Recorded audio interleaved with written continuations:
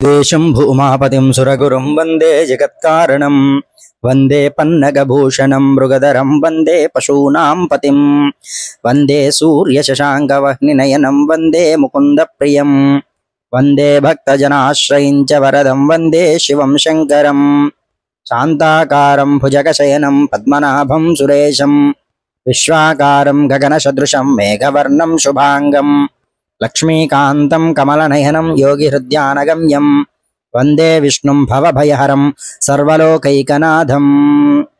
కార్తీక పురాణం ఈ రోజున మన మహాసంకల్పం యూట్యూబ్ ఛానల్లో 17వ అధ్యాయాన్ని చెప్పుకుంటున్నాం. మనం ఆంగీరసుడు ధనలోభుడుకు చేసినటువంటి తత్వోపదేశం గురించి అధ్యాయంలో చెప్పబడింది. ఓ మునిశ్రేష్ఠులారా, అలాగే ఓ ధనలోభి, నీకు కలిగిన సంశయములకు సమాధానం చెబుతున్నాను విను. అంటే నిన్న ధనలోభుడైనటువంటి అతను అడిగినటువంటి ప్రశ్నకు సమాధానంగా ఈ అధ్యాయంలో సమాధానం చెప్పబడుతోంది. కర్మ వలన ఆత్మకు దేహధారణం సంభవిస్తోంది. కావున శరీర ఉత్పత్తికి కర్మ కారణమవుతోంది. శరీర ధారణం వలనే ఆత్మ కర్మను చేస్తోంది. కనుక కర్మ చేయుటకు శరీరమే కారణమవుతున్నది. స్థూల సూక్ష్మ శరీర సంబంధముల వలన ఆత్మకు కర్మ సంబంధం కలుగునని తొలుత పరమేశ్వరుడు పార్వతీదేవికి వివరించాడు. దానిని నేను మీకు వివరిస్తాను. ఆత్మ అనగా ఈ శరీరమున అహంకారముగా ఆవరించి వ్యవహరించున్నది అని ఆంగీర మహర్షి చెప్పగా, ఓ మునీశ్వర, నేనింతవరకు కూడా ఈ దేహమే ఆత్మని భావిస్తూ ఉన్నాను. కనుక ఇంకనూ నాకు వివరంగా చెప్పబడిన వ్యాఖ్యార్థ జ్ఞానమునకు పాదార్థ జ్ఞానము కారణమగుచున్నది. కావున అహం బ్రహ్మ అనేటువంటి వ్యాఖ్యార్థమును గురించి నాకు తెలియజేయండి అని ధనలోభుడు కోరుకున్నాడు. అప్పుడు ధనలోభుడితో ఆంగీరసుడు ఇట్లుంటూ ఉన్నాడు. ఈ దేహము అంతఃకరణ వృత్తికి సాక్షియే నేను, నాది అని చెప్పబడు జీవాత్మయే అహం అను శబ్దము. సర్వాంతర్యామి అయి సచ్చిదానంద స్వరూపమైనదేనే పరమాత్మ నహ అను శబ్దము. ఆత్మకు ఘటాదుల వలె శరీరముకు అర్థము లేదు. ఆ ఆత్మ సచ్చిదానంద స్వరూపము. బుద్ధి, సాక్షి, జ్ఞానరూపి శరీరేంద్రియములు మొదలగున వారిని వ్యాపారమునందు ప్రవర్తింపజేసే వానికంటే వేరుగా ఉన్నదై ఎల్లప్పుడూ ఒకే రీతిని ప్రకాశించున్నదే ఆత్మ అనబడును. నేను అనున్నది శరీరేంద్రియాలలో ఒకటి కాదని తెలుసుకొనుము. ఈ దేహేంద్రియాలు అన్నింటినీ ఏది ప్రకాశింపజేయునో అదియే నేను అని నిశ్చయము.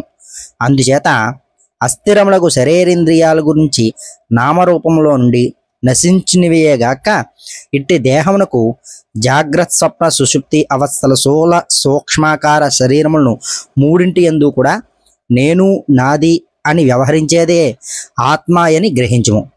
ఇనుము సూదంటు రాయిని అంటిపెట్టుకుని తిరుగునట్లుగా శరీర ఇంద్రియాలు దేనిని ఆశ్రయించి తిరుగుతూ ఉన్నాయో అదే ఆత్మ.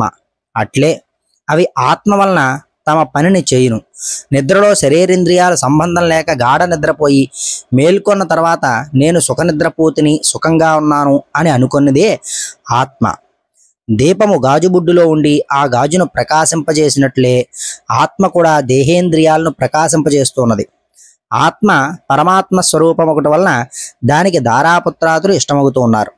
అట్టి విశేష ప్రేమాస్పదముగు వస్తువేదియో అదియే పరమాత్మ అని గ్రహింపము.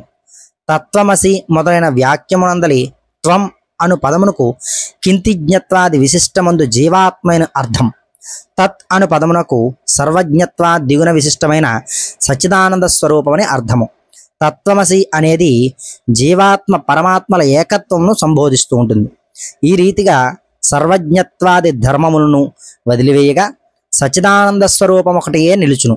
అదే ఆత్మదేహ లక్షణము.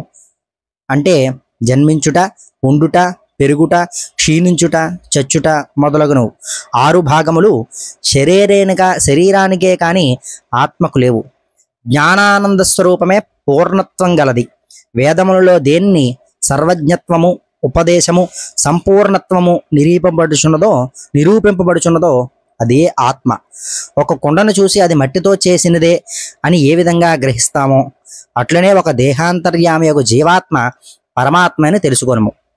జీవుడిచే కర్మఫలం అనుభవింపజేసేవాడు పరమేశ్వరుడనియు జీవుల ఆ కర్మలను అనుభవిస్తున్నారని తెలుసుకోవాలి. అందువల్ల మానవుడు గుణ సంపత్తి గలవాడై గురు శుశ్రూష నరచి సంసార సంబంధములకు ఆశలన్నీ విడిచి విముక్తిని పొందవలెను.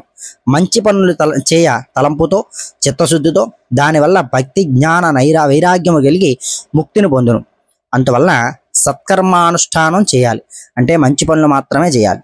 మంచి పనులు చేసినా కానీ ఒక్కొక్కసారి ముక్తి కూడా లభించదు అని అంగీరసుడు చెప్పగా ధనలోభుడు నమస్కరించి ఈ విధంగా అడుగుతూ ఉన్నాడు. అది ఏమిటనేది తరువాతి అధ్యాయంలో చెప్పుకుందాం.